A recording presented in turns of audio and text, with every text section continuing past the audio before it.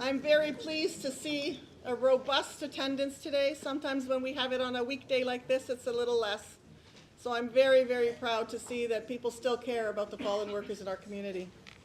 Good afternoon, ladies and gentlemen, esteemed guests, and family members of the fallen. Welcome to the 10th anniversary of the Italian Fallen Workers Memorial Project. We inaugurated that memorial wall, that beautiful, beloved memorial wall. Very proud of that. Please rise for our national anthem.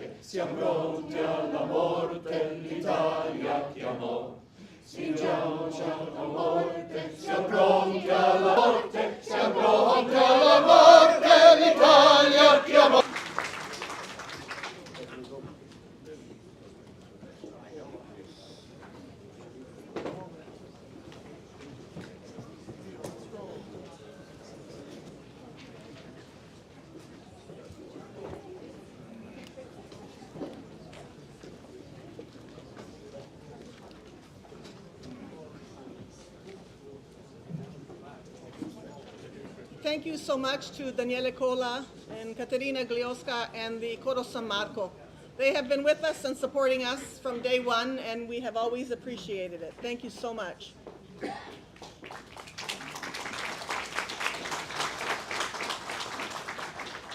As you may know, Cavaliere Marino Topang approached Village Charities probably almost to be the major stakeholder for this wonderful here today.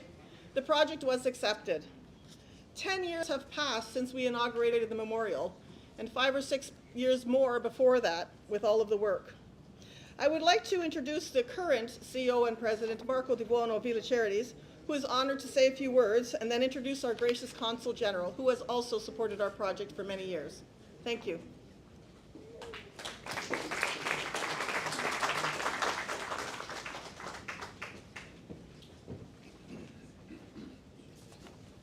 Thank you, Paola. Good afternoon, everyone. My name is Marco Devono, and I am the President and CEO of Village Charities.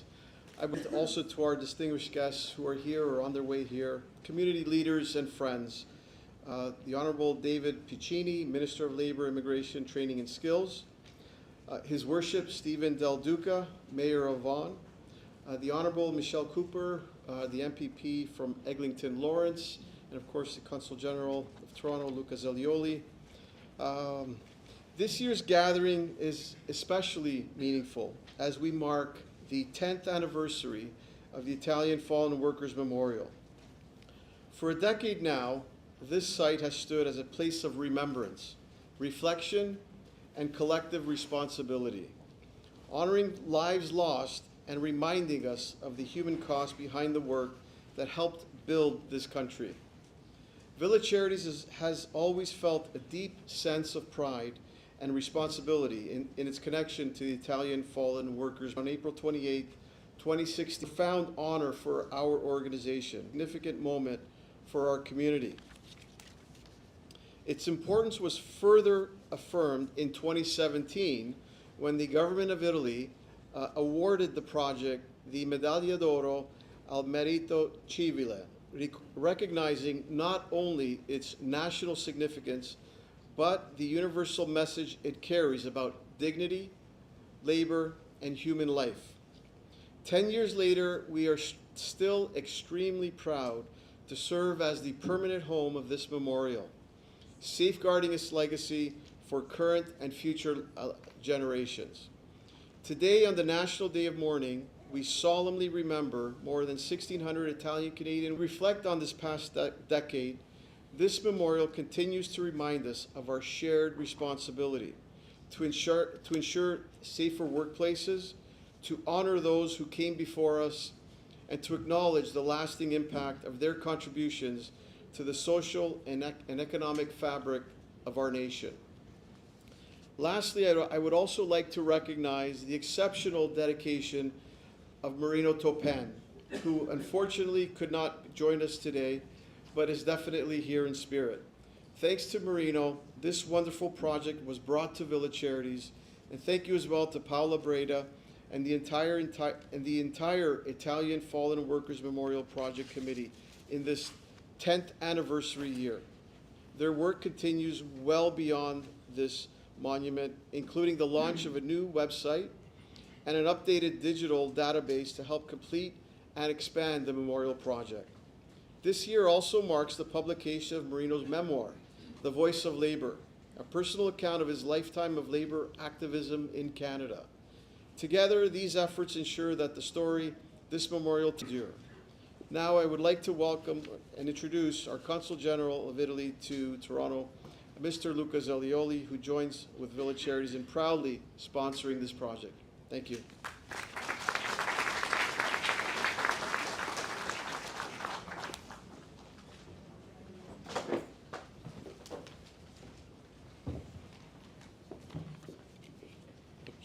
Thank you, Marco.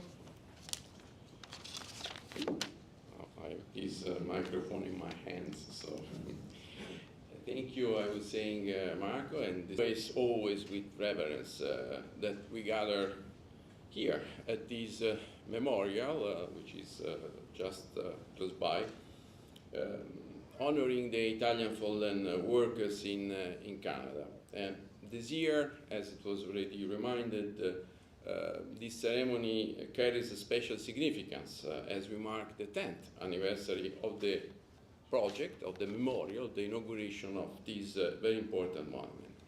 And I wish to recognize once again the dedicated effort of the committee, representative are here with us today, and my wishes for a prompt recovery to Cavalier Marino Topan. I have to say I am a bit lost without his passionate presence, but I'm sure he will be soon again very active. And of course, I am also very appreciative of the cooperation that the Consulate General has had with the committee and with Village Charities.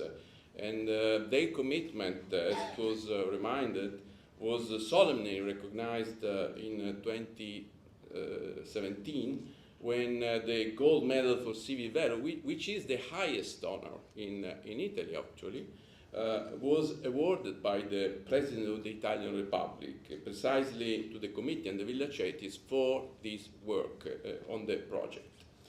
And on this day of mourning or Workers' Memorial Day, we stand indeed, thanks also to this initiative and to this memorial, we stand really surrounded by the many names of those Italians who lost their lives while helping to build this country.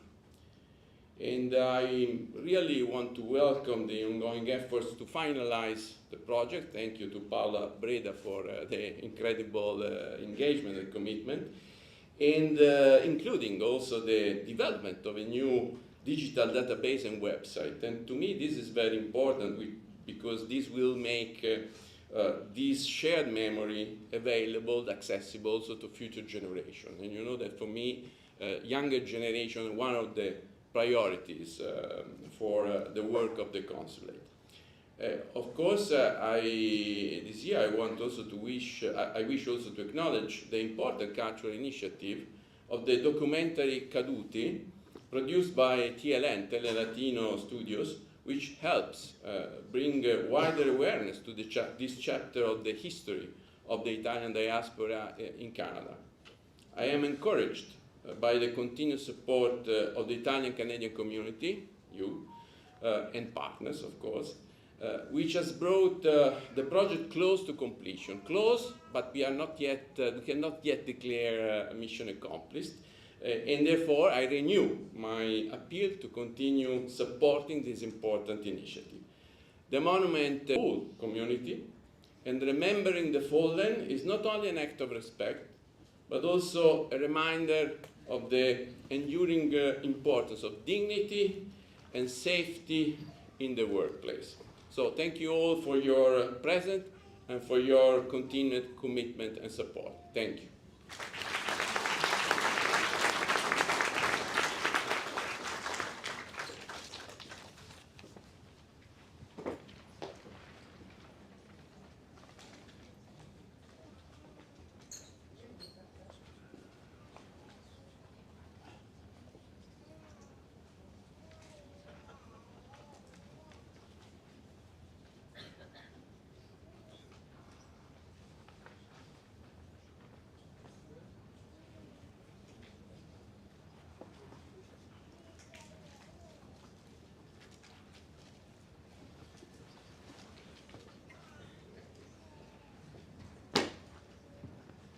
Thank you, Marco. Thank you, Consule.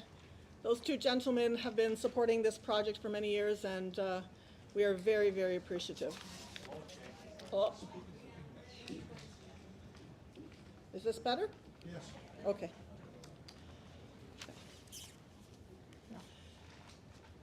Thank you again. Honored with your presence here today, and we're very happy to have had the long-term support of the Consul General's office in Toronto. Your consistent support and constant assistance is very much appreciated. Thank you. Still can't hear me? No. Okay. Is that better? Yes. Okay, my apologies. You might not know that the Consul General's office in Toronto assisted Italian fallen workers as early as 1902 here in Toronto, helping generations of men who were killed up north in the boondocks of Canada working. And the Consul General's office here in Toronto has continued to help us. Tech service at my... Okay.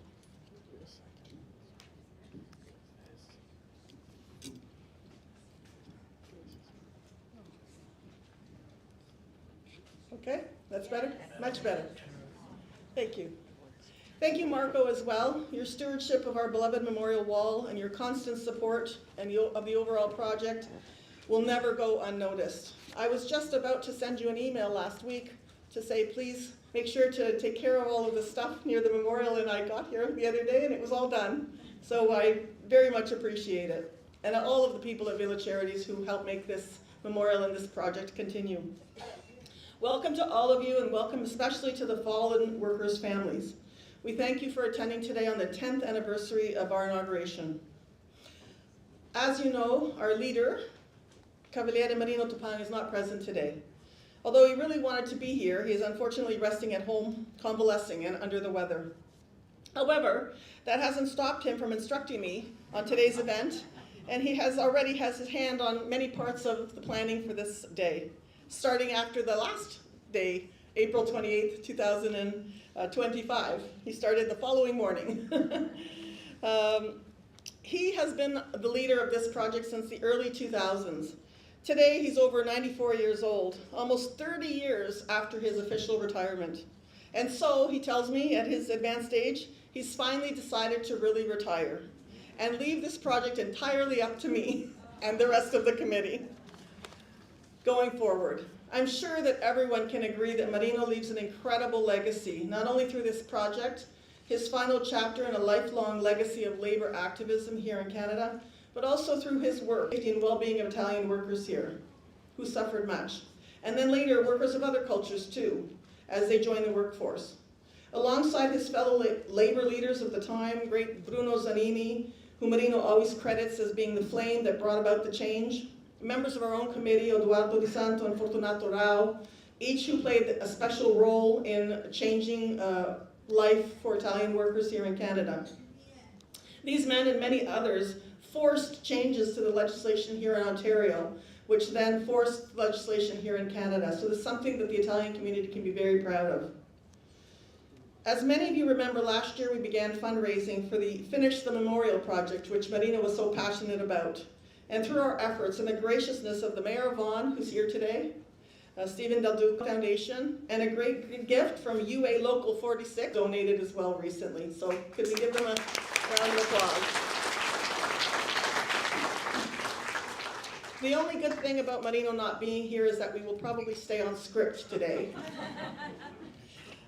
We are only a few thousand short of our end goal. So Marino asked me to remind you, if you have your checkbook here today, your donation spirit, you can help us close the fundraising forever as we are almost finished this project. Please speak to one of the members of the committee or Village Charities or reception or myself if you would like to give us a donation. Not one person can deny the massive contribution of Italian immigrants to this province and also this great nation experienced by our community. Previously an untold story in Canadian history. The statistics are, it's an unbelievable part of Canadian history.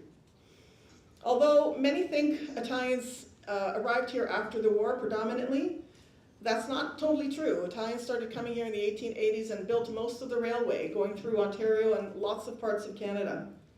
Let us always remember that thousands of Italians were killed in the mining and railway, not just in the construction, and also later in industrial exposure to diseases related to industrial exposure, like many of our friends will tell you. Like Marino says, it's our duty to honor and remember these men. God bless the thousands of Italians forever. These workers, I would like to introduce Gianna Patriarca, who will give you a rendition of her poem related to honoring these workers. And a tribute to their life, their work, the men who succumbed to this tragic ending, and the families who were left behind. Gianna?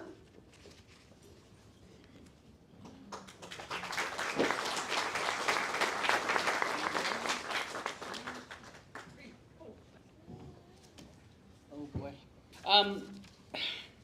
Paolo said that we're going to be on track because Marino's not here to take up a lot of time. But you know what? Today is for Marino, and this celebration should really be for him. And let's take the time to honor this man that I have known for quite a long time. I am not a politician, I'm not a businesswoman, I write poetry. But Marino always found that he was so supportive because he understood stories will be part of the history and part of the work that was done alongside every other citizen and every other person who built this country, who built this city, who built our communities. And he was always so proud of me, and Marino is my friend. Now, last year we had the fortune to be together on stage in Brampton, Ontario, at the invitation of Mayor Brown and Carmen Spada. But Marino talked so long that at the end I said, Marino, you took my 5 minutes, I can't do my poem. Be quiet. So today I'm going to take his time, but I'm going to do it for him because, just because he is a very special man. I wrote this poem for him for this event, which he was so looking forward to. Now, as young as I am, we have to switch glasses. Those ones look at your pretty faces. These ones look at the little words on the paper. And I'll read it in Italian first and then the translation. It's called La fragilità del tempo. Now, I'm an immigrant girl. I was 9 years old when I came here, so this is my Italian. If there's an error here and there, it's part of the journey. Il poeta Philip Larkin scrisse che la vita sono i nostri giorni. Ogni momento porta gioia e dolore, e a volte tant'altro. Ma ogni istante ci offre la sua unica bellezza. Non importa se hai 10, 20 o 95 anni, la vita è un regalo da non rifiutare e da non prendere per gioco. Il mistero di quando e come la vita è regalata e poi tolta si nasconde nell'ombra che ci segue, invisibile. Mentre usciamo dalla porta, con il sorriso in bocca, con i stivali di lavoro e il panino in sacchetto. Andiamo con gli strumenti dei nostri giorni. Andiamo mentre il sole brilla e l'albero di magnolia è in piena vita, ma non sappiamo se sarà l'ultima primavera o l'ultima estate dei nostri giorni. Il mondo è pieno di imperfezioni, così tante per poter navigare con sicurezza, e spesso noi cadiamo. Saranno le domeniche mai più le stesse? Il Natale o Pasqua o qualsiasi momento da celebrare quando ci manca una persona amata. In questo spazio che lasciamo c'è memoria, la fragilità di chi siamo, la nostra storia e i nomi che porteranno i nostri figli, ora su un monumento offerto con rispetto da loro che conoscono il dolore e la scomparsa di una persona cara e che capiscono il grande potere dell'amore. And that's in Italian. And for those of you like me, who now use English as a first language, although my first language was the Chocharo dialect, it's called The Fragility of Time. Philip Larkin wrote that life is in the days we live. Each moment brings a joy and a pain, and at times much more. But the moments all carry a beauty. It doesn't matter if you are 10 or 20 or 95, life is a gift. We cannot refuse it or take it for granted. The mystery of how and when it is given and then taken away lurks in the shadows that follow us, unseen, as we walk out the door with a smile, in our work boots and lunch pails and the many tools of the day. We go. The sun may be shining, the magnolia in full bloom, but we do not know if it is the last spring or the last summer of our days.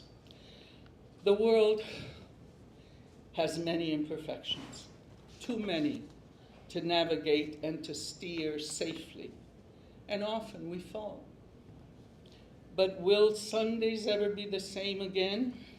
Will Christmas or Easter or any moment of celebration be the same when someone we love is missing? In this space we leave behind, there is memory, the fragility of who we are, our stories, and the names our children will carry forward for history, now here on a memorial offered with respect by those who understand pain and the loss of loved ones, but also understand and recognize the great power of love. Marino, we love you wherever you are. Get your act together and come back. Thank you. Thanks, Paula. Actually, Marino did always want to have artists as part of our ceremony, especially Gianna, but many others as well. And he always used to say, the reason we sacrificed is so that our kids and our grandchildren could have art, could have things like that that we couldn't have. So it's a wonderful thing to have that as part of our ceremony today. Thank you, Gianna. I also want to make a comment about the Medaglia d'Oro, which has been mentioned by the Consul General and Marco De Bono as well. We are very proud to have received that gold medal. It was the first time that particular gold medal had ever been awarded outside of Canada, and I believe the only time. And that rests here with us at Villa Charities and with the Italian Fallen Workers Memorial Project for these wonderful people in the first row who have been my committee members for many years. Very, very proud of that. When Gianna first came, or maybe it was the second year, she wrote a poem called Gold for the Fallen. And Marino said, that's it. The gold medal was for the fallen all along. And so I would like to say to all of the fallen here, wherever they are, wherever they can hear us, hopefully, that the gold is for you. You came, you sacrificed, and you gave us what we have here today. Thank you.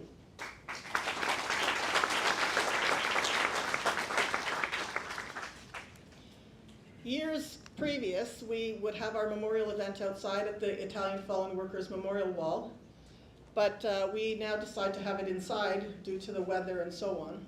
So we use this poster as our memorial wall symbolically.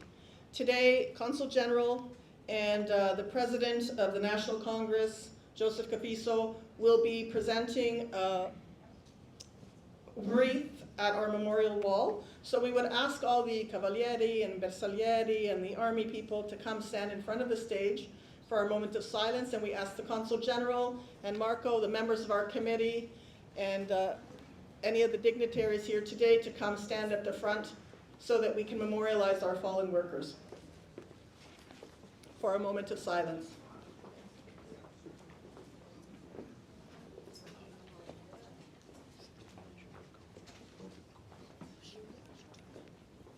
My apologies, the comites. Sorry about that, Joseph. Okay?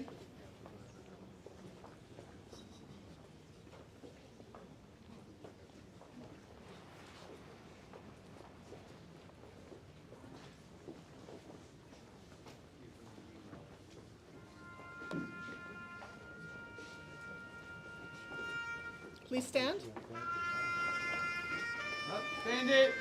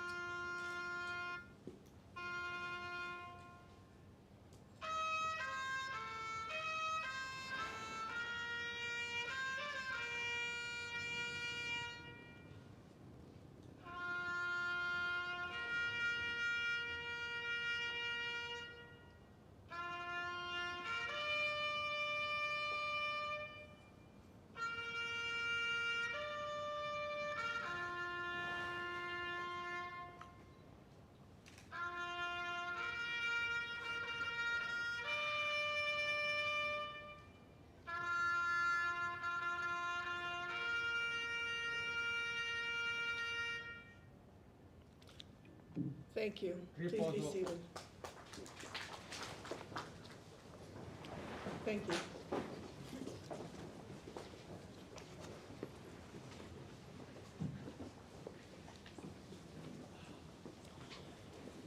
When I see the Alpini, I think of my great-grandfather who wore that hat for many years at the end of his life. Very proud of his work there. Thank you. In addition to the wreaths, we lay objects of honor, the tools of the trade of our Italian compatriots. These days, we're full of university-educated, highly educated people, doctors, lawyers of every branch. But back in the day, they were lowly workers who worked hard and often got killed. They used some of these objects of honor, a pair of construction boots, a railway tie and spike, a miner's hat, a hammer, a shovel. And the safety products here also represent the legislative changes that occurred here after 1960. Please remember that the safety legislation changes were a direct result of the labor activism of these men who worked hard but also were endangered. The lives lost, the brutal conditions, and the fateful day of March 16, 1960, where 5 lives were lost in one tragic event. And the new theme of Basta con la paura, and we are going to fight for our rights, and safety began.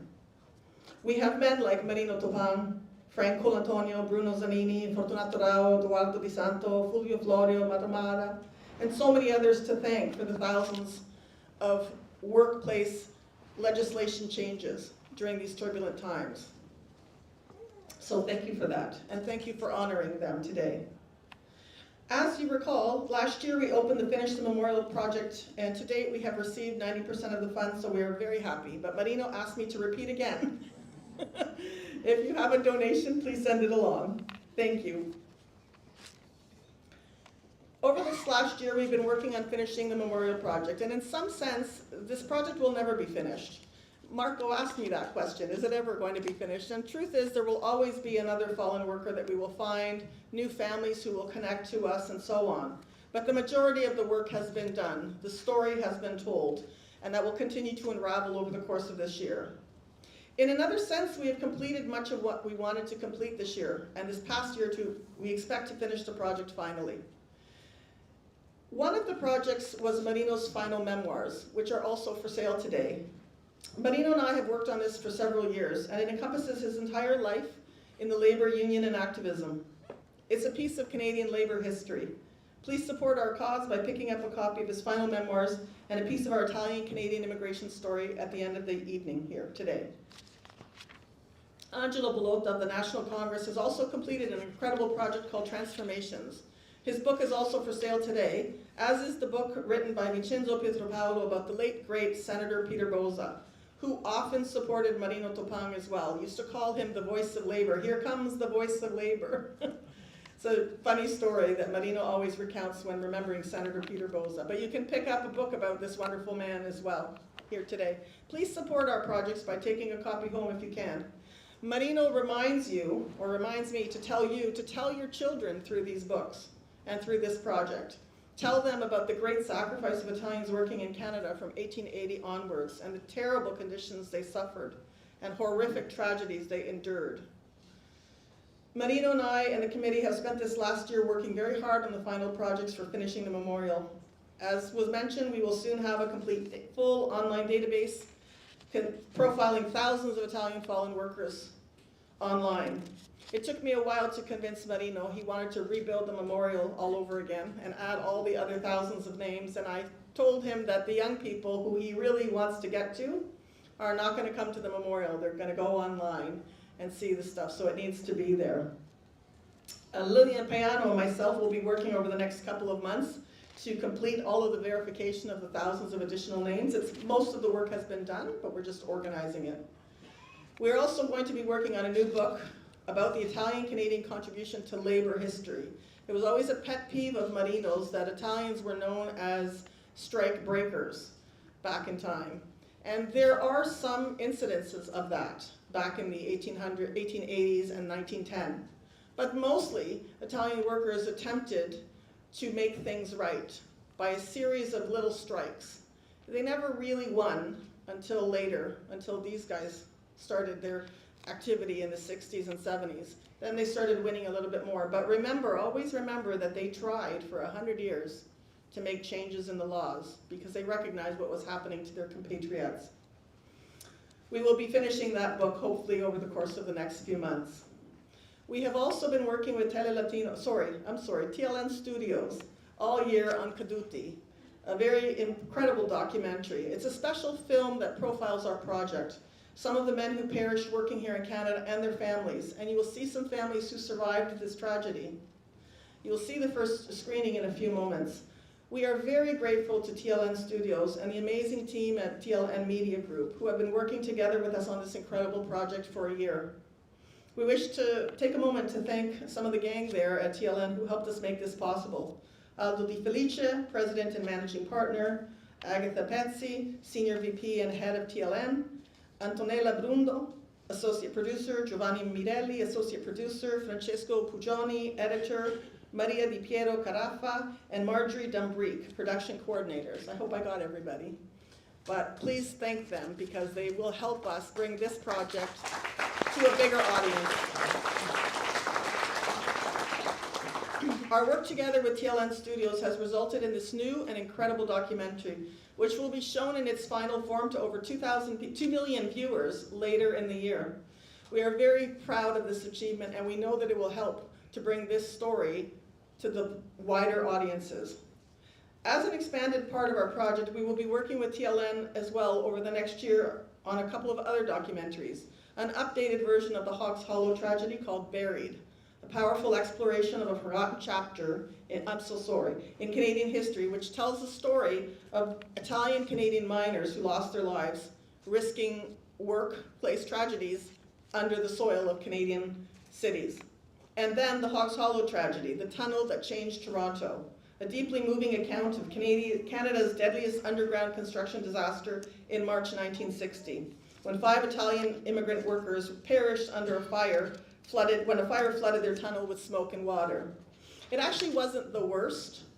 There was another explosion in 1911 up in Northern Ontario, but most people don't know about that. We brought it to light, it's in our book and so on, but most people, things really changed after March of 1960. That was it, the tide changed. So we're very grateful to TLN Studios to help bring those projects to light as well. I would like to introduce Agatha from TLN Studios, who was the driving force for this part of our 10th anniversary works. Agatha?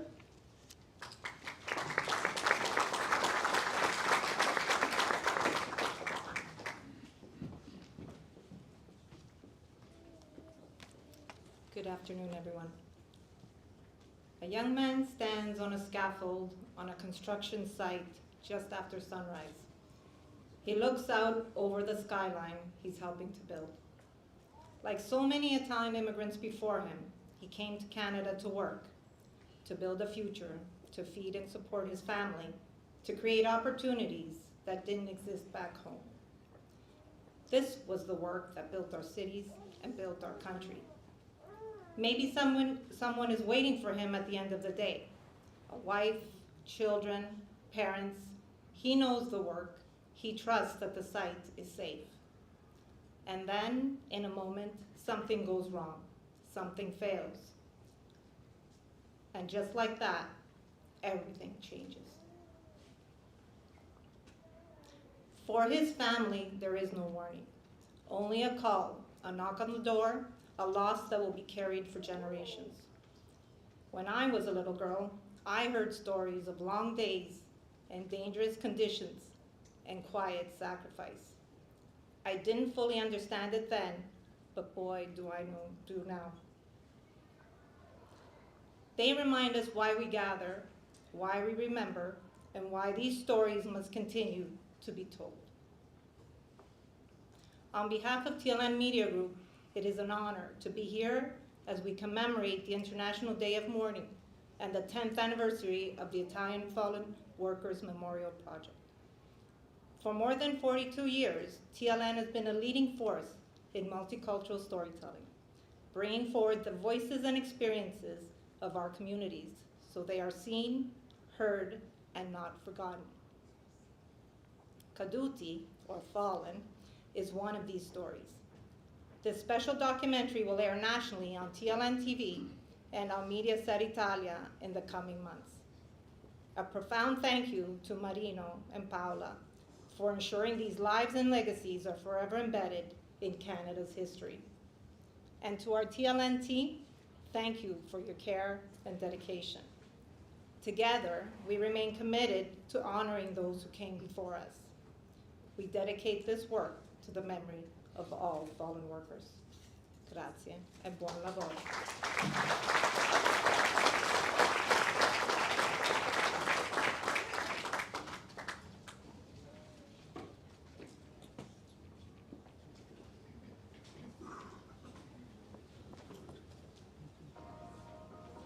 Since the late 1880s, thousands of Italian workers have sacrificed their lives in the arduous task of building and shaping Canada. Through a tapestry of personal stories, historical insight, and expert voices, we uncovered their contributions, the formidable challenges they faced, and the enduring legacy they left behind.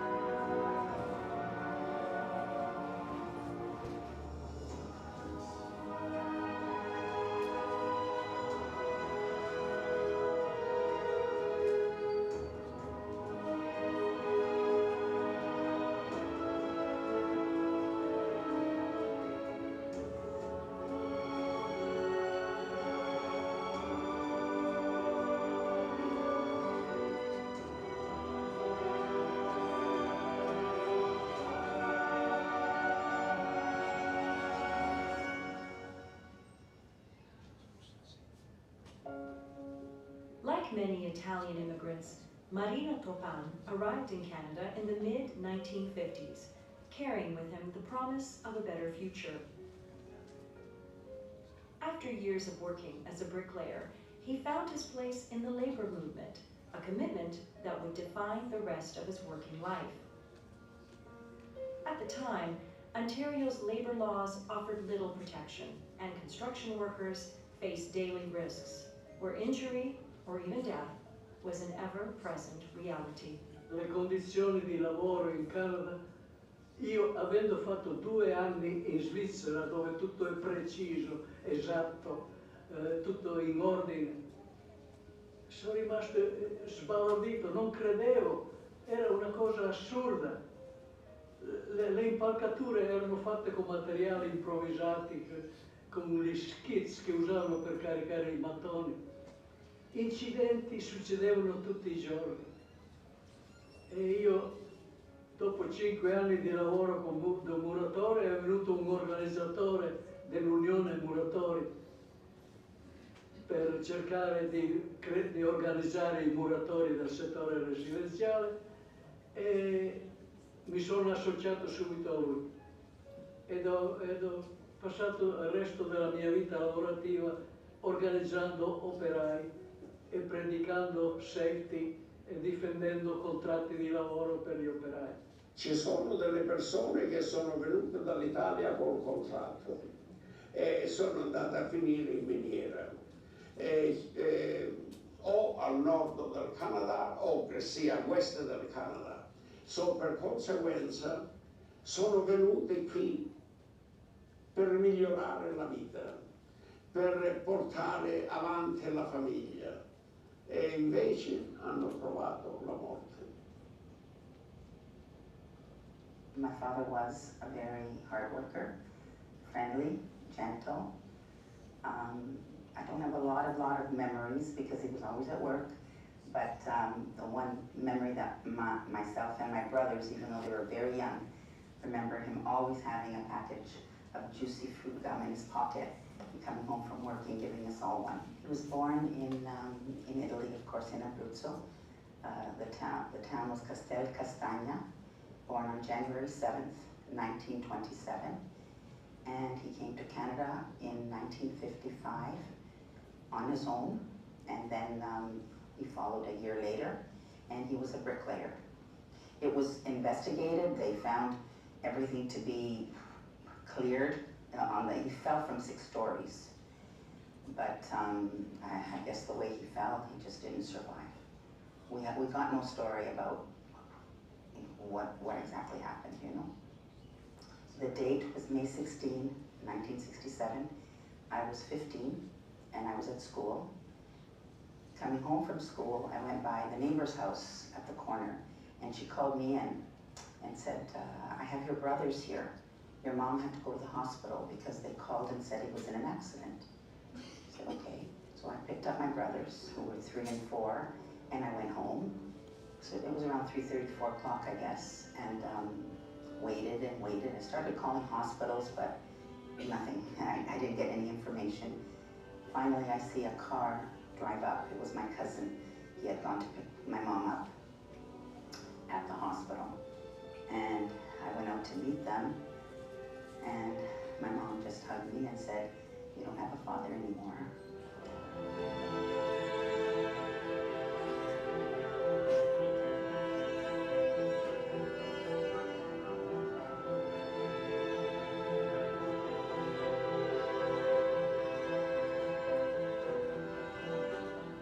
C'è sangue dovunque, in qualsiasi provincia del Canada.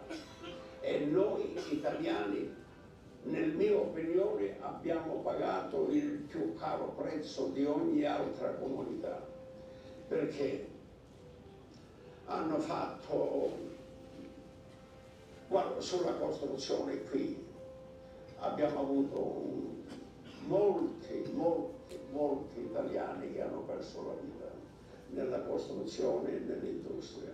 The life of an Italian worker lost at work was given almost no value whatsoever.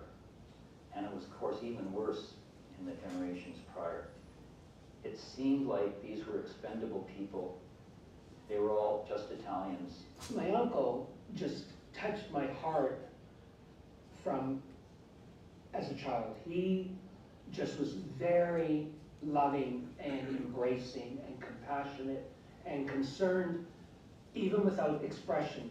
He was very much like my father, because it came out later in life, and they were brothers. And then it was, he was working,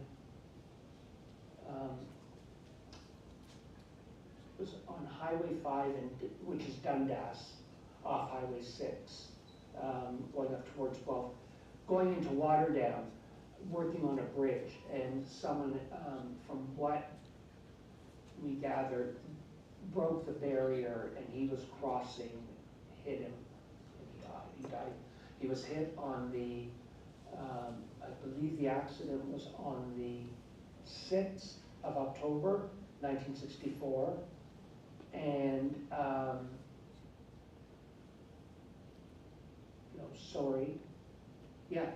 died on the 8th, and he was buried on his eldest daughter's birthday, October 10th. My cousin Kathy, it was her birthday. And Kathy and I are really close to this cousin in California. And he died in the workplace, but, and it appears the woman who caused the accident wasn't even charged, although she broke up, because she literally lived in the neighborhood, and this barrier, she claimed, was an inconvenience. He had just got the job because he died with his first paycheck in his pocket. That's right, I forgot it.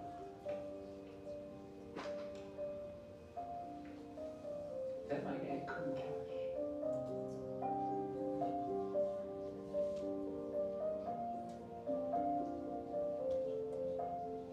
E sono stati italiani questi che hanno perso la vita.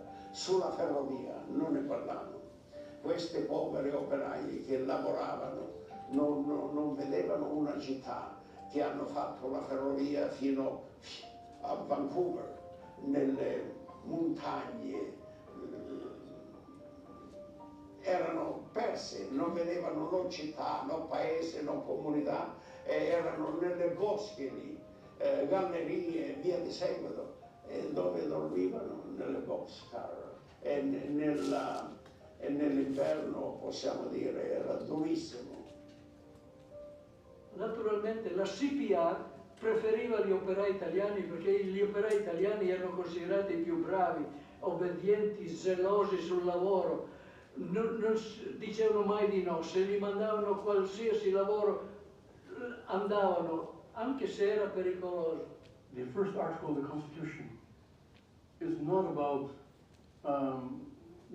the pursuit of freedom as in the United States or peace, law, and good government as in Canada. It's about work. Italy is a republic founded upon work. Articolo 1. Even the expressions, in Italian you have an expression where if someone is working at it could be even at home or at a job, at an official job or whatever, like a workplace job. And then you meet that person, you say, and when you leave, you might say, allora, arrivederci e buon lavoro. The idea of wishing someone buon lavoro. It's very Italian. In English, we don't really do that. We don't say, have a good work, you have a good work day. You might say, have a good day. But you won't say, the word work doesn't enter in the phrase, in the language. Però morivano e quanti morivano. E quando la CPR ha preso il contratto di costruire la ferrovia che va da Ottawa fino a Kingston, gli operai erano tutti italiani, però guarda un po', vivevano, mangiavano, dormivano in uno dei vagoni del treno che spostavano come posavano le ferrovie. E quando erano appunto nel paese di Param, una notte di agosto, il problema era che non solo gli operai mangiavano e dormivano lì, tenevano anche le casse di dinamite che usavano per spianare le strade dove erano rocce, nello stesso vagone. Ed è successa una tremenda esplosione che secondo non solo i giornali, ma anche gli abitanti di Param, abbiamo incontrato uno il cui padre era un poliziotto, raccontava che 70 operai italiani erano morti in quell'esplosione, però i corpi erano talmente dilaniati che il coroner è riuscito a rintracciare solo 12 nomi, il più giovane dei quali aveva 18 anni, poverino. I cittadini di Param, seguendo l'esempio del loro sacrestano, soldati lì con dei carri, hanno caricato tutti i pezzi dei corpi umani che hanno rintracciato e li hanno fatto una fossa comune nel cimitero locale e li hanno sepolti lì. E lì sono rimasti dimenticati fino a quando, 30 anni fa circa, la comunità italiana di Kingston, guidata da un certo Quattrociocchi che aveva anche un negozio di generi alimentari in Kingston, hanno organizzato una cerimonia e hanno depositato una lapide sul punto dove erano deposte questi pezzi di carne umana. Io ho incontrato una signora 2 anni fa che il marito lavorava col metallo e in una fabbrica tutta la vita sua, non c'era l'unione e comunque sono andato in Italia e ha avuto un mal di cuore sull'aereo. L'aereo è sceso a Roma, l'ambulanza l'ha portato all'ospedale, con il cuore è stato guarito, ma dopo i dottori a Roma hanno scoperto che aveva il fegato pieno di metallo, che lavorava senza maschera. È ritornato in Canada, se n'è andato al cimitero. The problem is, an injury happens instantly, and of course everyone's aware of what it has involved, and a death from an injury is a dramatic moment. It's often in the media, gets well known. death from occupational disease can be 10, 20, 30, 40 years after exposure. It's not unusual for someone to be exposed to asbestos at age 25 and get mesothelioma, which is a terrible cancer from asbestos, at age 75, 50 years later. They might not even remember they were exposed. Abbiamo trovato tantissime altre storie orribili che non sono neanche, sembrano assurde. Quando hanno costruito la centrale elettrica di Niagara Falls, dove l'energia viene generata con la caduta delle cascate, lì gettavano cemento dal muro di spessore di più di 1 metro. E quando non erano col mixer, la mixavano con la pala a fila, 2 di qua, 2 dietro, fino a tutta la gettata veniva completata. Abbiamo avuto delle persone pure che sono cascati mentre buttavano il cemento e l'ingegnere ha detto continuate a buttare il cemento, non ce la facciamo di tirarlo fuori e noi. Ci hanno gettato il cemento sopra, è rimasto lì sepolto e io non credevo a questo. Quando hanno tolto le forme, in quel punto dove era caduto l'operaio, qualche buon samaritano con un chiodo o qualcosa ha fatto una croce per ricordare che lì c'è un corpo. Un'altra cosa che abbiamo notato che non ho neanche coraggio di dirlo, il numero così frequente di persone che si sono tolte la vita. Questo per me è stata una cosa, uno strazio pensare che erano morti sì, ma non erano morti in un incidente di lavoro, si sono tolti la vita, hanno commesso un suicidio. Non potevamo elencarli come vittime del lavoro, anche se noi sapevamo che erano vittime del lavoro, perché erano condizioni brutali addirittura.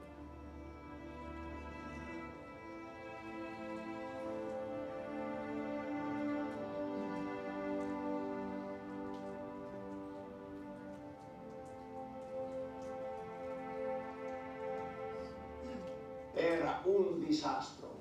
Avevamo funerali quasi tutte le settimane di persone che perdevano la vita sul posto di lavoro, nell'industria e altrettanto nella costruzione. E parlando della costruzione, posso dire non c'era sindacato. E l'unica maniera di avere la sicurezza sul lavoro era di iscriversi al sindacato e il sindacato di fare qualcosa per questi operai. E funerale a destra e a sinistra. Parlando ancora dell'industria, c'è stato pure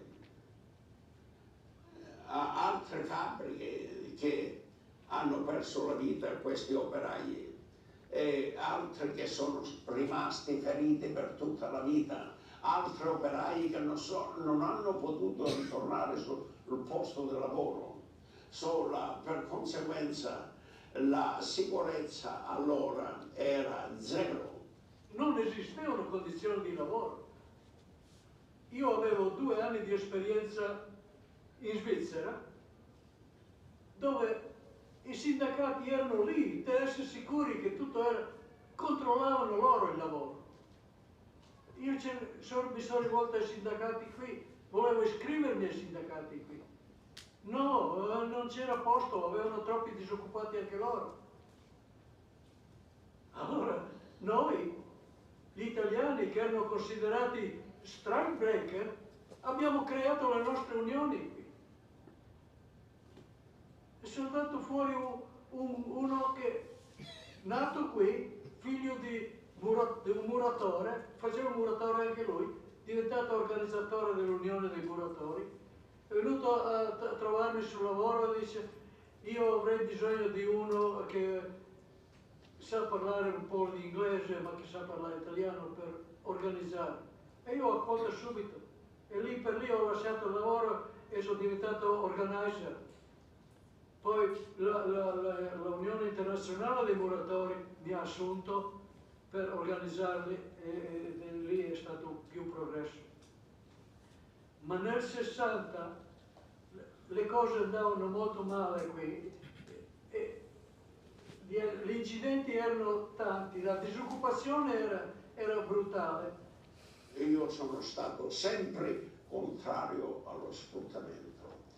Lavorando nella Steelworkers, tanti operai mi hanno chiamato, hanno detto noi vogliamo l'unione, non per avere un aumento paga, ma per avere una sicurezza e far sì che la sera possiamo ritornare a casa.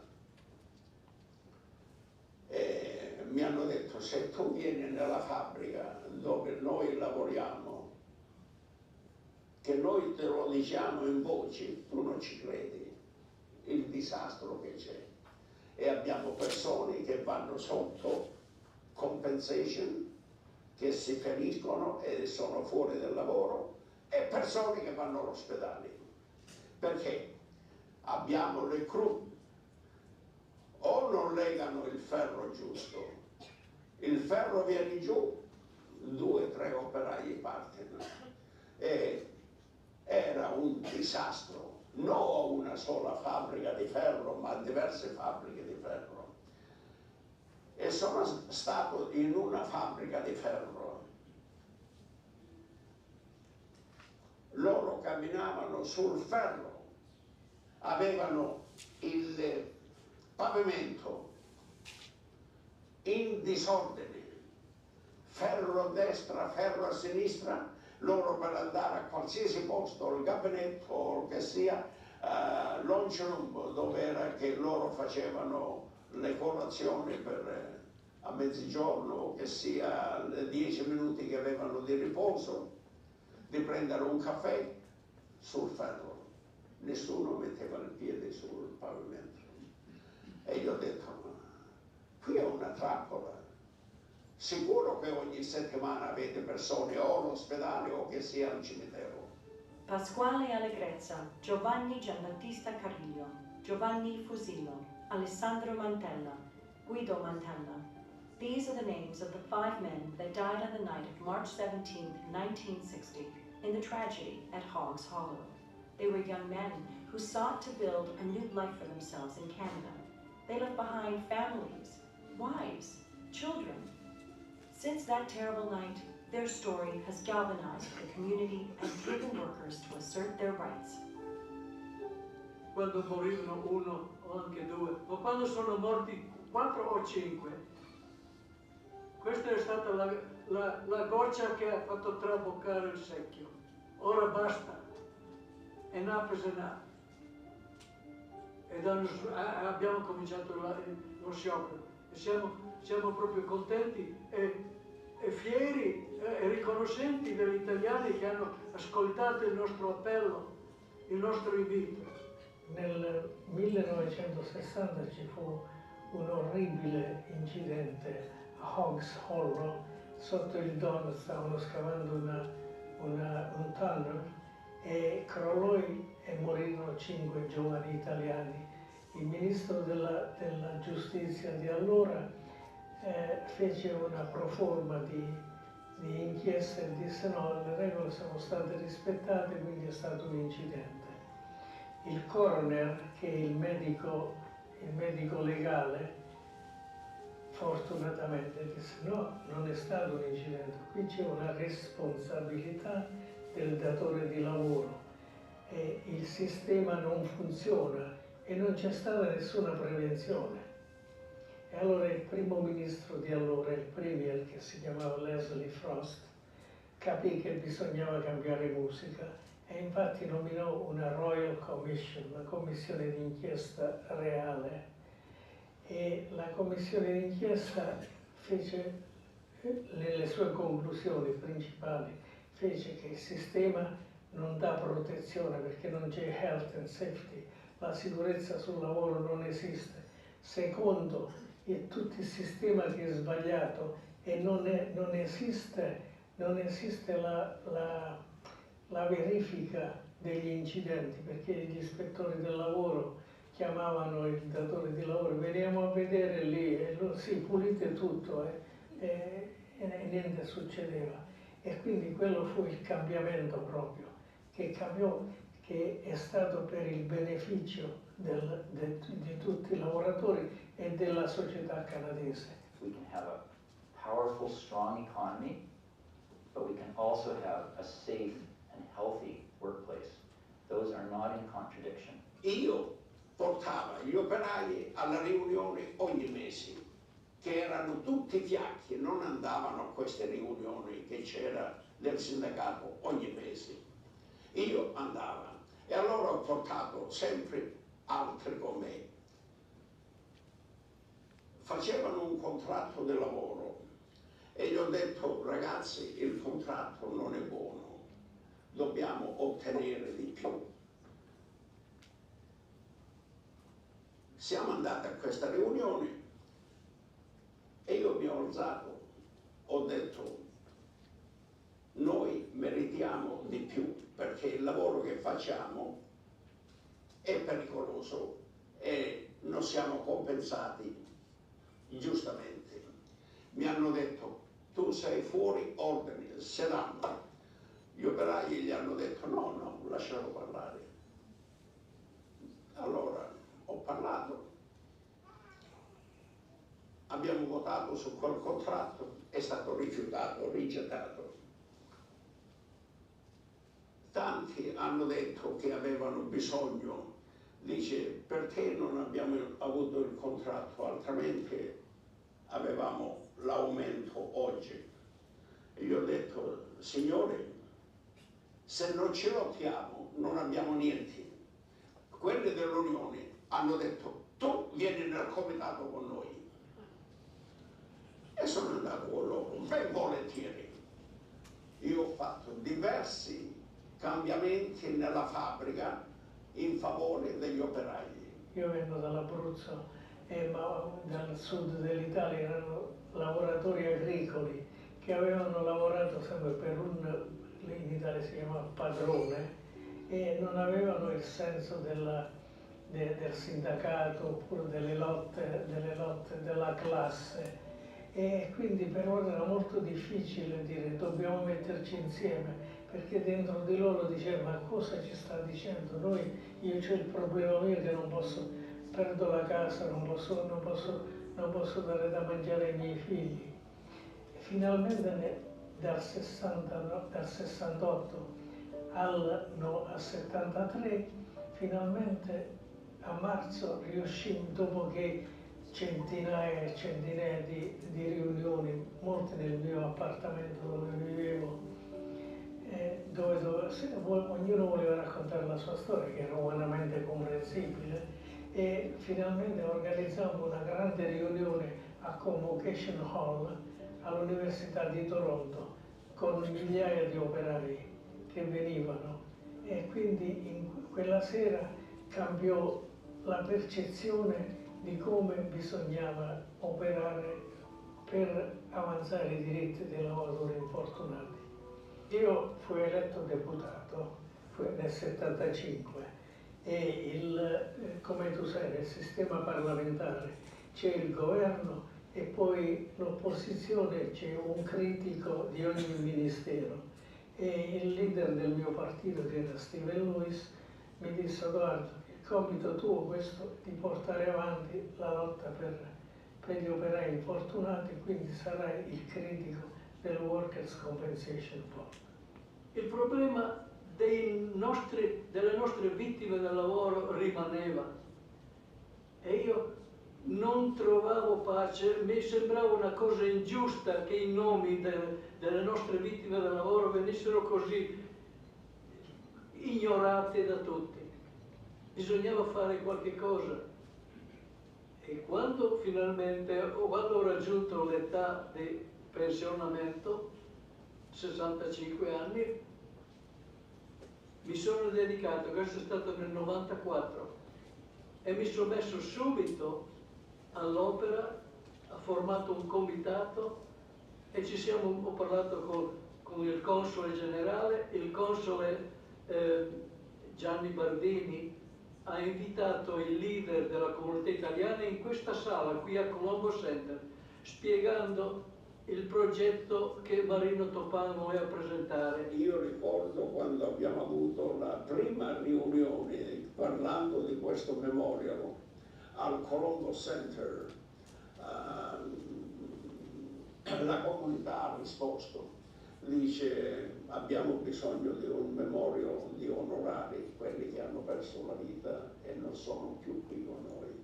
Io pensavo con una telefonata al Ministero del Lavoro di darci la lista dei nomi delle persone morte sul lavoro, dalle quali noi si potrebbe facilmente scegliere quelli che hanno un nome italiano.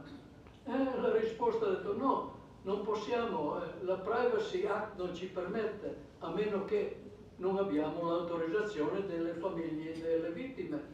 Io ho risposto che se avessi l'autorizzazione delle famiglie delle vittime, i nomi già li avrei.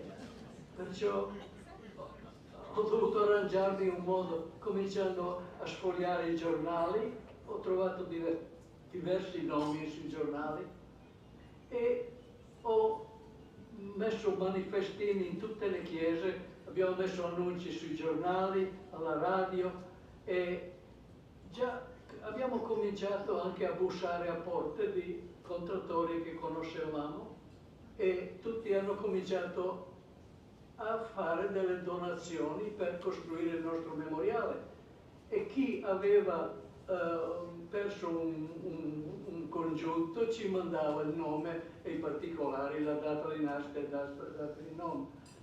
Gli ho detto don't give up,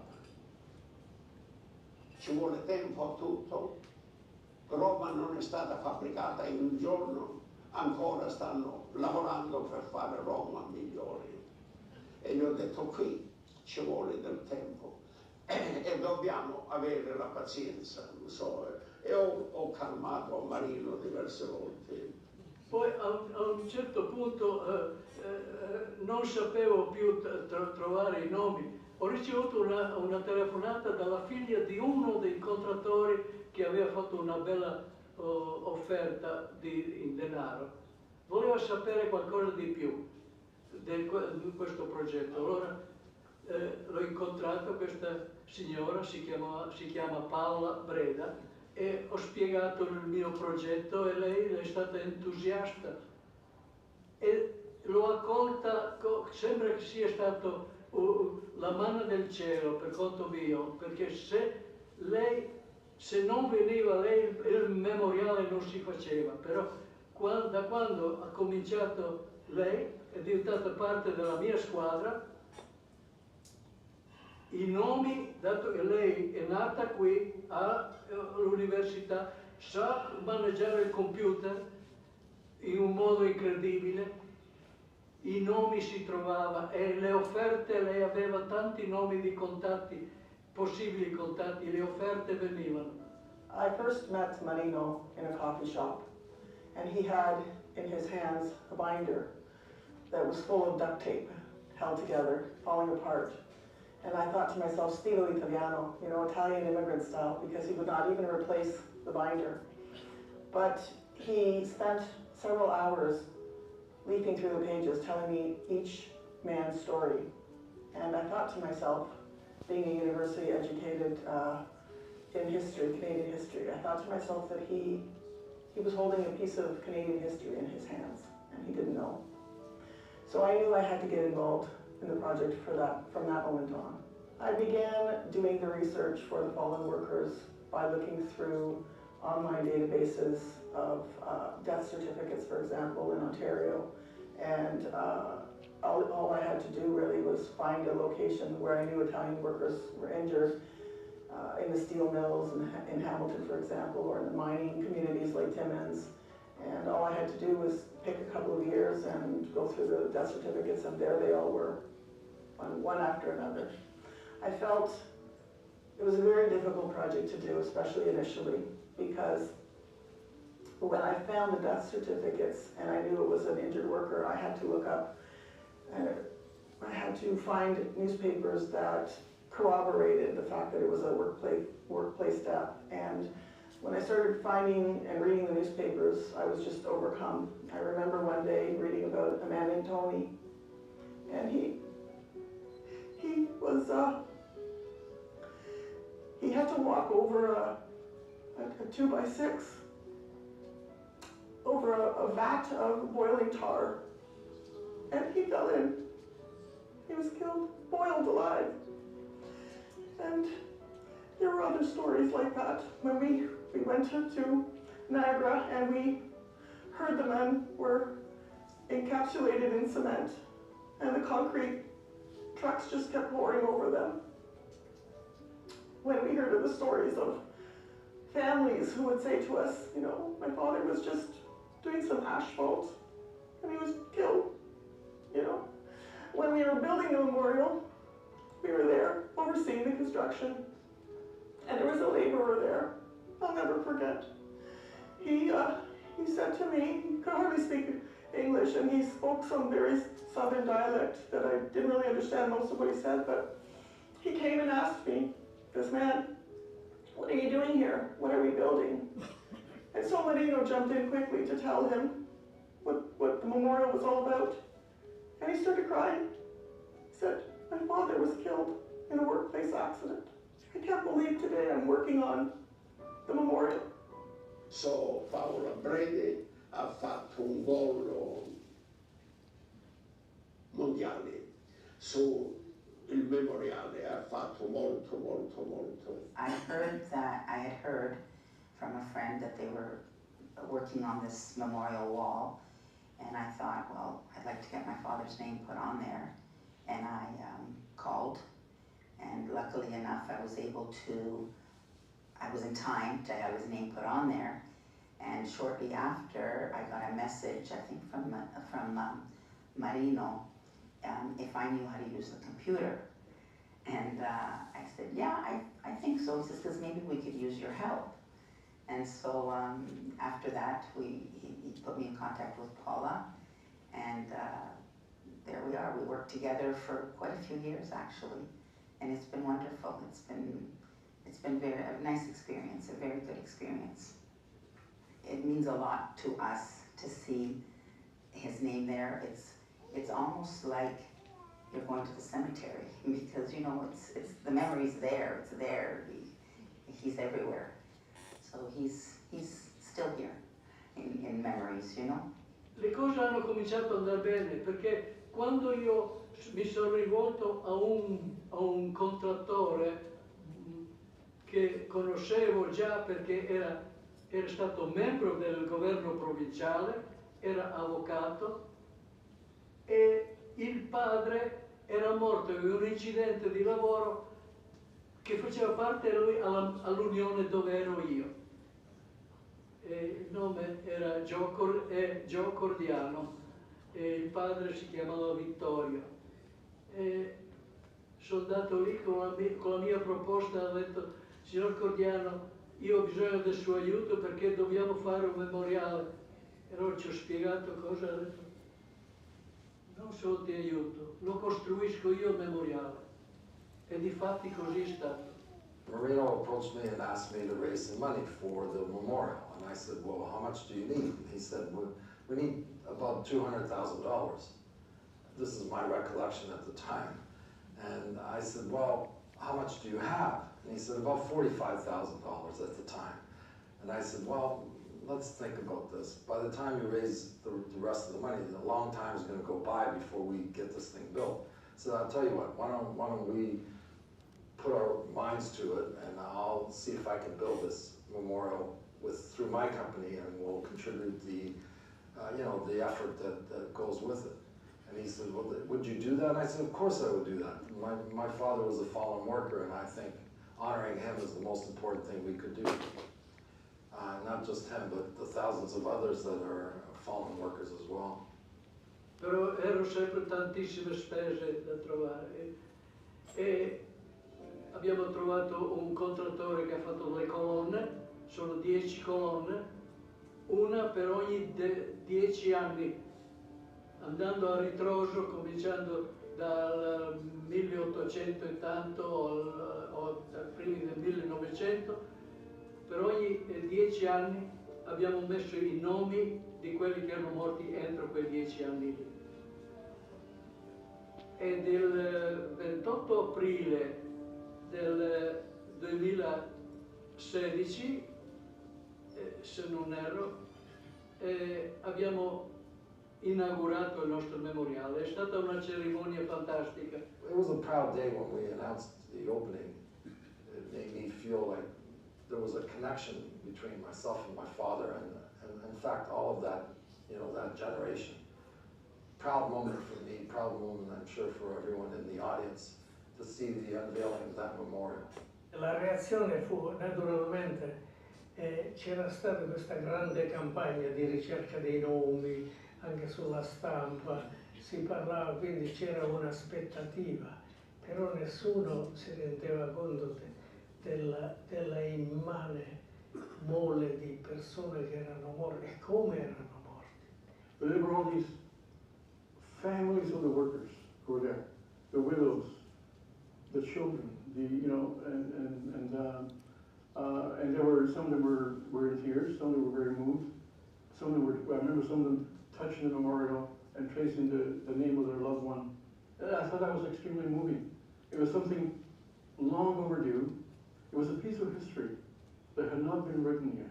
Questo memorial, l'abbiamo detto e lo ripeto, è il più grande memorial che esiste. Ci sono i giapponesi che hanno il suo memorial, ci sono i portoghesi che hanno il loro memorial, ci sono cinesi che hanno il loro memorial, canadesi che hanno il loro memorial e noi italiani abbiamo pagato il più alto prezzo e abbiamo il più grande memorial che esiste in Canada. La nostra ricerca continuava, abbiamo continuato grazie sempre a Paolo Breda, a cercare negli archivi altri nomi e i nomi si trovavano. E l'anno seguente abbiamo aggiunto qualche altra centinaia di nomi. E sempre il 28 aprile, che è il nome designato a International Day of Mourning, la giornata internazionale del lutto per le vittime del lavoro. E questo è grazie al movimento sindacale canadese. E in tutto il mondo ora si osserva questa data. Questa è l'unica medaglia d'oro che il governo italiano ha dato fuori dall'Italia per onorare le vittime del lavoro. Per noi è un grandissimo onore di avere questo riconoscimento dal governo italiano. The Fallen Workers Memorial, specifically, and projects like that, are fundamentally important for one, documenting not the tragedy of the loss, it's the contribution. And for me, it's a celebration. And because we can't live in the life lost is tragic and is a misery to a multitude of families. But as a contribution to the province and then to a nation such as Canada, it's fundamental that it's honored as a celebration, or at least this is from my perspective. We need to celebrate these individuals that contributed to the quality of life that we're all living. Because most of them died building an infrastructure. He needs to be with his fellow fallen workers, because that in itself is a family. And that's what that wall represents to me, you know, and unifies the immigrant experience. But this is people walking by, this is, you know, in a community, in an area that was built by the Italian community. So all of it, you know, represents where my uncle belongs. Mi appello specialmente anche alle nuove generazioni, non devono essere orgogliosi del sacrificio che hanno fatto i loro padri, devono essere orgogliosi del paese di origine, che veniamo noi dal più bel paese del mondo, siamo stati costretti perché lì non c'era lavoro. Siamo venuti qua ed abbiamo contribuito, abbiamo fatto. Il Canada è quello che è merito anche e specialmente del contributo fatto dalla manodopera italiana. I was very encouraged when I was approached by TLN about this documentary because I knew that with their help, we would get this story out, not only to the Italian community, but also to the story of Canadian history. This memorial wall was, I guess, I don't know, an awakening of how many people have died tragically on the job. And when I started to help Paula and Marino with the project and read some of these articles, it was incredible. And a lot, like I said, a lot of them weren't even recognized or their names were wrong. And now most of them, are almost all that we had, are all on this wall. So to go up to that wall and see all these names, and then especially my father's name too, you have to thank Marino especially and Paula for thinking of this and doing this. And it'll be there forever. Their memories are there forever.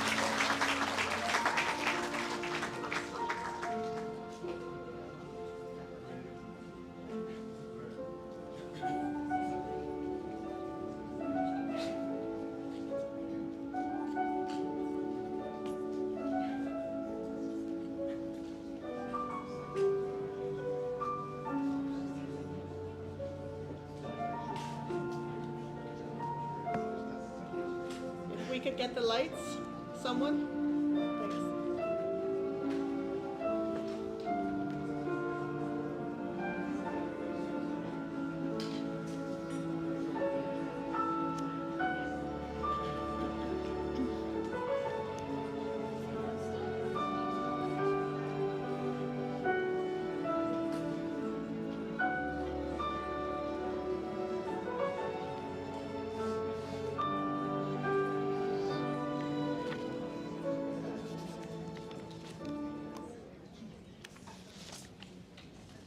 Thank you.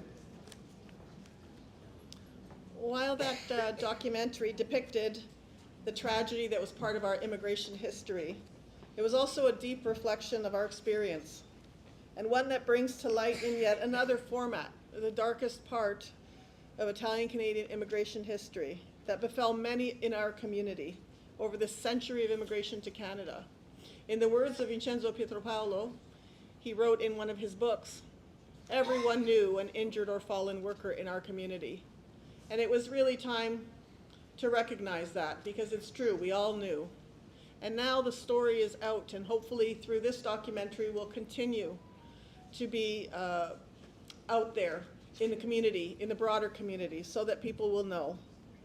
We are indebted to the team at TLN Studios for this effective way to tell the story of our project and of the fate of so many of our compatriots. We hope that you learn something, that you gain an appreciation of the hard work that went into this project, as well as the tragic circumstances that were faced by so many in our community, while the rest of us prospered. I think often of many of the families, and so does Marino, that their family was cut short, and the whole that represented the person that died was never replaced, was never able to be communicated to children or grandchildren. We have here today Joseph Cordiano, who, as you know, was the builder of our memorial, and to whom we are very indebted. And his father was killed when he was a very young child. And today he brings his beautiful first granddaughter to this celebration, and she too missed all the stories of her grandfather, her great-grandfather, and so on. This is what happens to these families, that they've suffered forever. You know, they suffer forever in a way that most people don't really understand. Thanks again to Joseph Cordiano.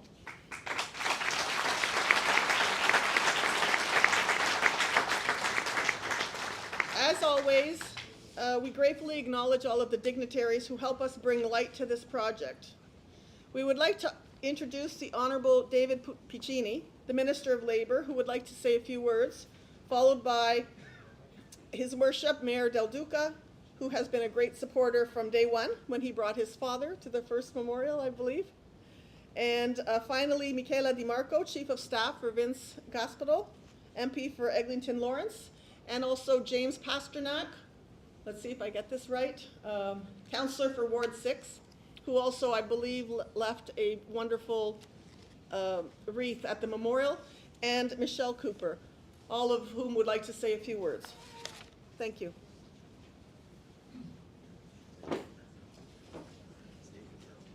Is Mr. Piccini here? Okay, go ahead.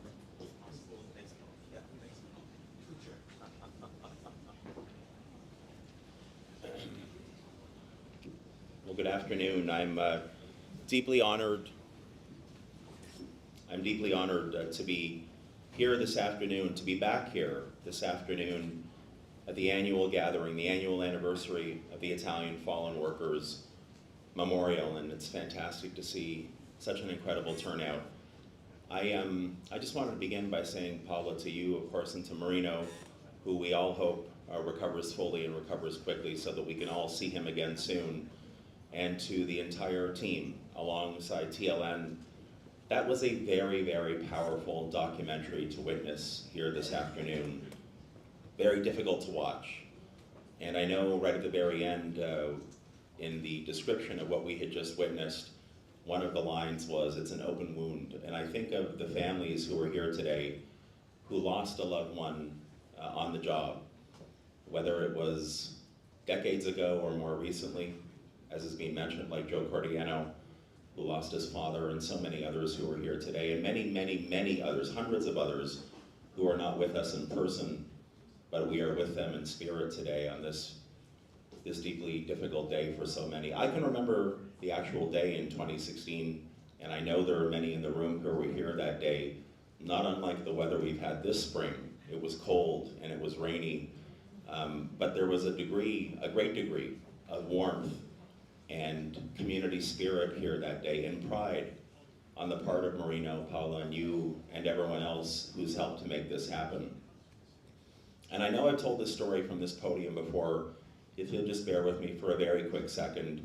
I have mentioned the story many, many times of my own grandfather who came to Canada in 1951, got a job in construction like so many others, and though I know it's difficult to imagine looking at me, my dad's dad was very, very short and very slight. And he was working in 1954 in a job, from what we know, it was a sewer and water main job. So while they weren't technically underground, they were below ground, but not completely covered. In any event, he and the others he was with experienced a workplace accident that day. He was badly injured, as were some of the others on the job. He broke several ribs and suffered significant other injuries. After that, he did recover, but he never fully recovered. Now, my grandfather ended up living until he was 85 years of age, and he walked with a very pronounced limp and had very bad arthritis for the rest of his life. And he would talk about the story of that day when he was one of the lucky ones. So I know we are here today to commemorate and memorialize those workers who lost their lives. But it is true, my grandfather and my family, we were amongst the lucky ones. But watching the video, watching the documentary, hearing the stories, we know that so many other, mostly wives and children, and ultimately today grandchildren and great-grandchildren, as Paula mentioned a moment ago, did not have the opportunity to know their loved ones. It is very difficult for me to contemplate the idea that children and spouses would say goodbye to their fathers and their husbands as they left for work in the morning and would not be able to see them come home at the end of the day. And not because there was anything, in a way, remarkable happening. These individuals were just going to work. They were just going to do everything possible to be dedicated, to be diligent, to again work hard and sacrifice to support themselves and to support their families. And to hear the horrifying stories of how some lost their lives while working for themselves and their families is deeply unsettling. But it is so important that many, many years ago, Marino and Paula and Fortunato and Eduardo and the entire team, the entire community, along with Village Charities and with the consulate, Consul General, and so many others came together and said, we will not let this moment in time go unnoticed and in a way, commemorated.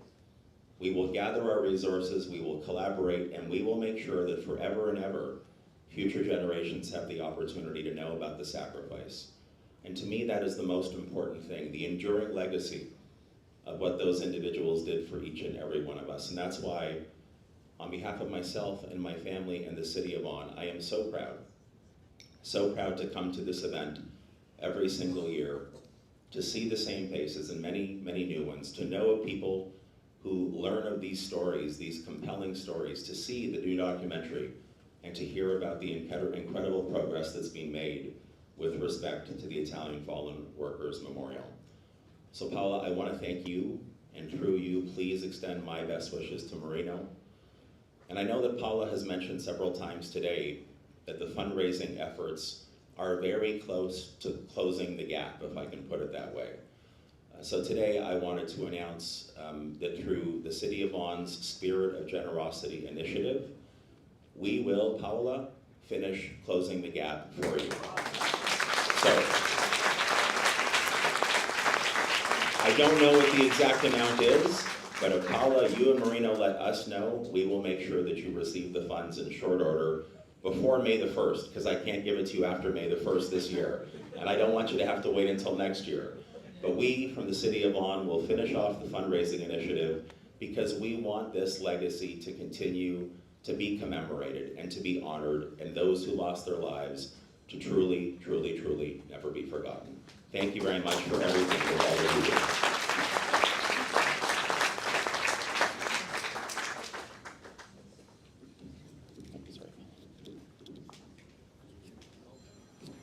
Thank you so much. My pleasure, thank you. Well, Marino did call me a couple of minutes ago, and he told me two things. Make sure to ask for money, which I now can tell him, don't worry about that anymore. Marino, thank you. Thank you so much. Thank you so much. And secondly, he said, make sure that everybody remembers to tell their children and their grandchildren what their forefathers experienced. Because in today's day and age, the children and the grandchildren, I'm one of them, we really don't know. We really don't appreciate what they really suffered unless you know these stories and you know the history. I would like to call up perhaps Michelle. Thank you.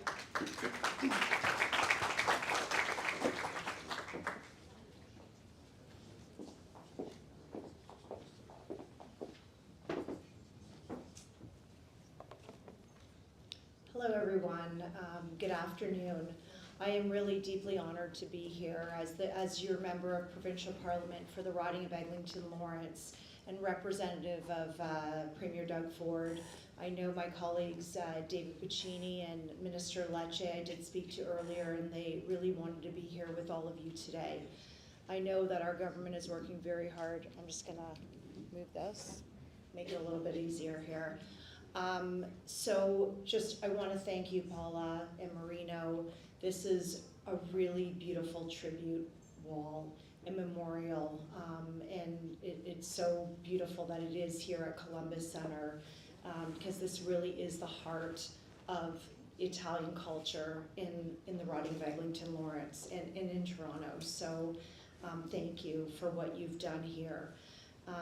The contributions of the Italian community have been deeply significant to this province. For generations, Italian workers helped build this province. Many worked in construction, manufacturing, and major infrastructure projects, often, as you know, in demanding and hazardous conditions. This documentary, I want to thank TLN for the documentary. It really was heartbreaking and heart-wrenching for me to see and hear those stories, so thank you for what you did. with that. It was really, truly, it's a story that needs to be told to everybody. These labor strengthened families, supported communities, and really helped shape Ontario as we know it today. This memorial stands as a lasting tribute to those contributions and to the workers whose lives were tragically lost. For the past 10 years, it has provided a place of remembrance, one that honors their significance and reminds us that that progress is made possible by the dedication and hard work of people who deserve our respect and protection. Today carries particular significance on this National Day of Mourning as we remember and honor workers who have lost their lives, been injured, or suffered illnesses in the workplace. Our government has also taken an important step forward today. Under the leadership of Premier Doug Ford, the provincial government has announced the creation of a new memorial to be built on the grounds of Queen's Park to commemorate the contributions and sacrifices of construction workers whose lives have been lost or forever changed due to work-related incidences. Located at the heart of our province's public life, this memorial will ensure that their legacy is permanently recognized for future generations at Queen's Park. That commitment reflects the same values represented here today: remembrance, respect, and responsibility. I would like to acknowledge the Italian-Canadian community for joining us today and for ensuring that the contributions and sacrifices of the fallen workers are never forgotten. It is an honor to be with you here today to mark this milestone and pay our respects. Thank you.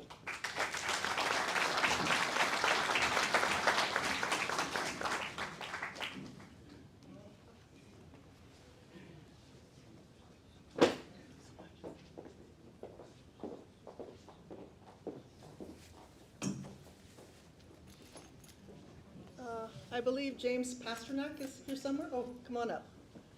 He is the MP for, the councillor for York Centre. Sorry about that. Well, thank you very much. On behalf of the City of Toronto, I just wanted to congratulate the organizers and architects and funders of this remarkable memorial. Many years ago, when I toured Italy, I saw the greatness of the people and the greatness of building. And when you came to this country, you wanted to build anew. And that's what Canada was all about: starting fresh, building anew, bringing new ideas. But one thing we didn't have at that generation was moral clarity, protecting our workers, keeping people safe, and respect for human life. And when I hear these stories, I feel that Canada did not service the Italian people well, and that labor laws and labor unions that came later were the outcome of many of the tragedies that we heard today. I want to thank all of the Italians for the great contribution they have made to this wonderful city and, of course, this country. And on June the 2nd, we'll be raising the Italian flag at City Hall for Republic Day, paying great tribute to the Italians that are all over the world, but that built this city. But at the same time, we will also know, within our memories and with our hearts, those who lost their lives on workplaces as they built our towers, built our hospitals, built our schools, built our daycares, built our roads and our railways, and knitted this country together. So we must always remember that the start of our country was not always a proud one, that we made terrible mistakes and we lacked the moral fortitude to correct it quickly. But in the end, we pay tribute to the Italian people. We will always remember those who sacrificed their lives to build this great country, and we will always make sure that workers are safe in the workplace and that they can go home to their family and friends at the end of every workday. Once again, thank you so much.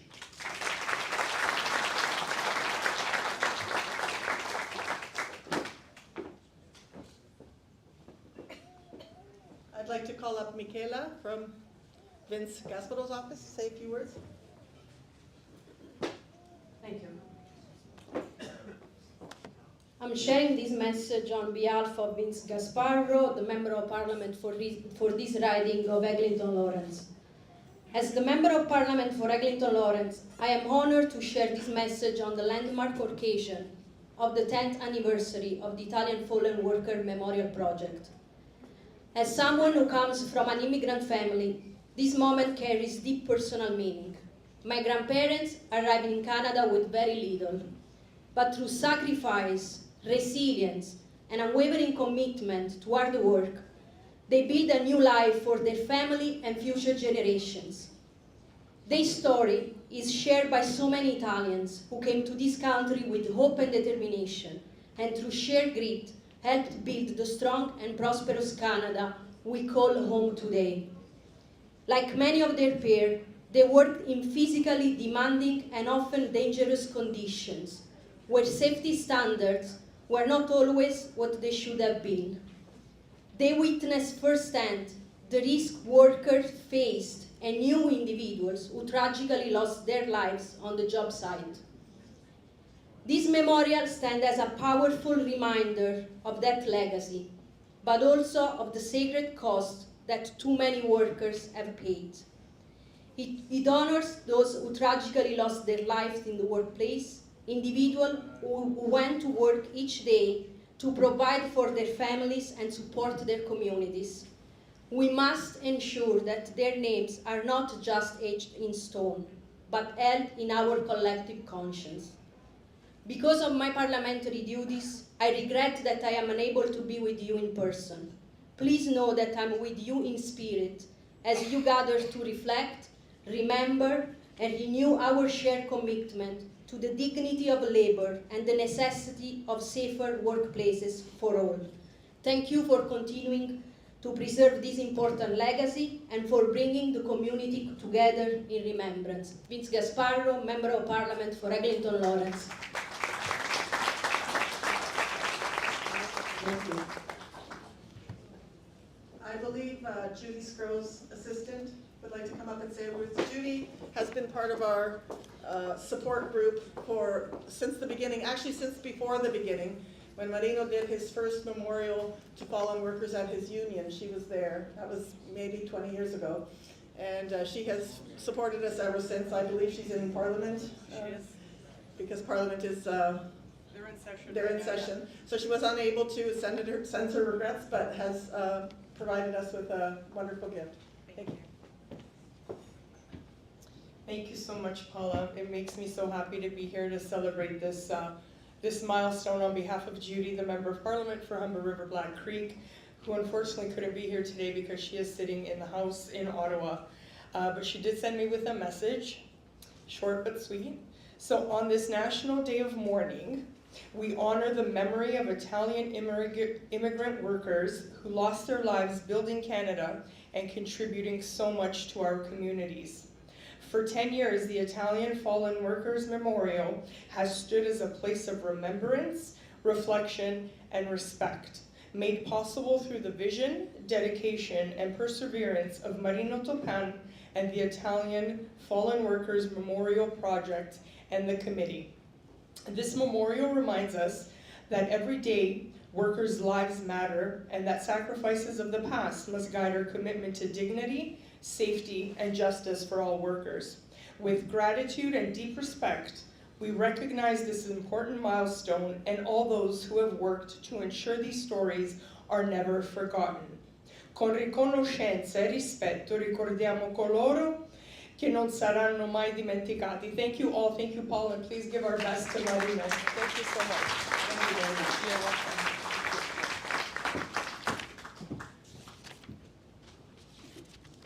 I'd like to just say a few thank yous before we close up our event. Thank you to all the dignitaries who help elevate our important historical findings on behalf of the Italian-Canadian community. Many of them are here today. Many of them are here today in spirit. We would like to reiterate thanks to so many people. Village Charities, of course, including Marco Devono, Giulio Recchioni, Mary Pompili, Kathleen Sloan, as well as Mirella Trissini and Sabrina Chiodan, who will be helping us organize our meal today. We're grateful for that. Special thanks to Marco, who refurbished our beloved memorial wall just recently after it weathered some light damage over the course of the winter. We'll always be grateful to Village Charities and everyone here. They have been a great partner and we are very thankful. Special thanks also goes to Joseph Cordiano, our builder, longtime supporter, as well as Gianone Petricone, our architects, Crystal Tile and Marble, the donors who have helped us over the years, especially the late Tiberio Mascarin, the Delzato family, Tony Fusco Sr., Joe Panettiere and family, the city of Vaughan, through the efforts of Mayor Del Duca, and again today, we're very happy about. Marino will be elated. And of course, UA Local 46, the Plumbers Union, from Marino's early years, who came in to save the day last year with a huge, our biggest, largest donation of cash, $50,000. It's skyrocketed our donations fundraising campaign last year. We're very, very grateful. It has allowed us to do a lot of the work that we have completed this year. Thank you to all the longtime supporters, the various ambassadors of Italy throughout our project's time, all of the consul generals, especially to Consul General Luca Zavioli. We wanted to make sure he knows how grateful we are for his long-term support. We owe a great deal of debt to the Office of the Consul General in Italy, and so does our project. Finally, thank you to our long-standing committee. Other than Marino and myself, there's Pal Diulio, Mario Mara, Eduardo Di Santo, Fulvio Florio, Fortunato Rao, Lilian Paiano, and Gino Cucchi. I hope I didn't forget anybody, but they have stood by Marino for many years. Fulvio Florio, didn't I say that? I'm sorry, Fulvio Florio, who have stood by us for many years throughout this project and who helped Marino continue the project when he was feeling a little defeated. Thanks also to the Army and Veteran Associations who always attend and give us their support.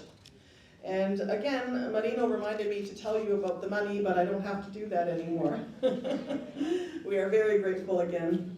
We hope you stay a while for a light dinner, some refreshment. And finally, before I forget, please always remember the fallen workers of Canada. Our community paid one of the highest prices. Working in Canada, this fact should be recognized forever. Please remember again, from Marino, tell your children and your grandchildren about the great plight that was faced by Italian workers in Canada, starting way back in 1880 and building the railways and lasting a full century. They suffered greatly and their families suffered in perpetuity. God bless the Italian fallen workers of Canada. May you all rest in peace. Before I close the event, I'm going to ask Fulvio Florio, who's the oldest person in the room, I think, and the oldest member of our committee, to pick out 4 of our door prizes for a gift for our 10th anniversary. So, Fortunato, maybe you can hold this. Mischia. Okay, one go. How about now? We need 4. No? 1. Look at your tickets. 1 or 2? We need 4 in total. You just grab 1, we'll start with 1. Okay. In honor of our 10th anniversary, 60003591.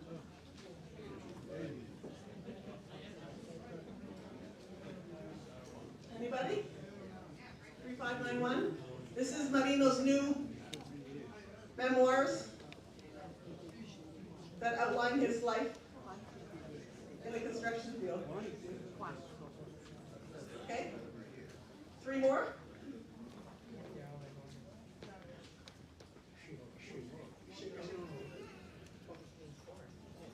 Mischia.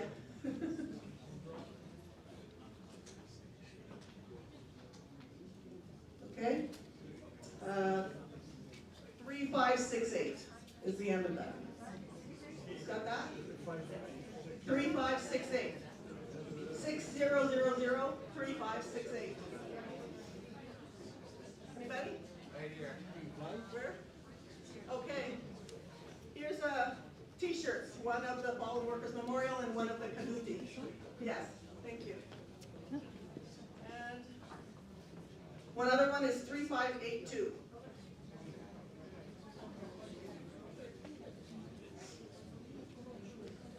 Anybody have 3582? Here you go. It's a copy of Marino's memoirs. You're welcome. And one last one.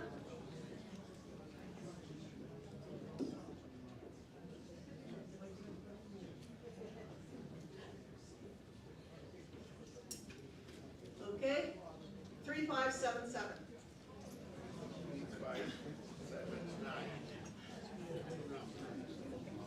It's okay. 3577 million. Thank you for all the work that you did. That wasn't fixed. I just wanted to say, remember the fallen workers. Thank you. Have a good day.